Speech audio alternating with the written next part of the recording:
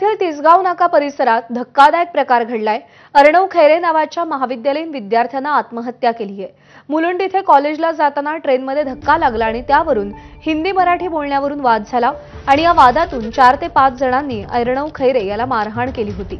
या मारहाणीनंतर मानसिक तणावात असलेल्या अर्णव खैरे यांनी राहत्या घरी गळफास घेऊन आत्महत्या केली।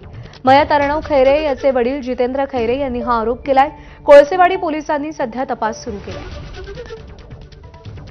नेहमीप्रमाणे कॉलेजला निघाला। सकाळी ट्रेनमध्ये बसून जात असताना त्याला ट्रेनमध्ये धक्काबुक्की लागत होती आणि त्याला मी सांगितलं माझ्यावर धक्का येतोय म्हणून तो त्याला हिंदीतून त्यांनी सांगितलं की भाई थोडा आगे धक्का दो, मेरे ऊपर धक्का आ रहा है। तर त्याच्या बाकीचे प्रवासी होते त्यांनी डायरेक्ट त्याच्या कानाखाली मारला आणि पहिल्यांदा मारला आणि त्याला सांगितलं की तुला मराठी बोलता येत नाही का, मराठी बोलायची लाज वाटते का। आणि त्याला अजून माझा मुलगा घाबरत मला हे सांगत होता। पोलिसांना, आपल्या कोळसेवाडी पोलिसांना आम्ही तक्रार केलेली आहे आणि आम्हाला त्यांच्यावर भरोसा आहे, ते त्यांचं इन्व्हेस्टिगेशन त्यांच्या पद्धतीने। शिक्षकाच्या मारहाणीला घाबरून विद्यार्थी शाळेऐवजी जंगलात लपून बसू लागल्याची धक्कादायक घटना समोर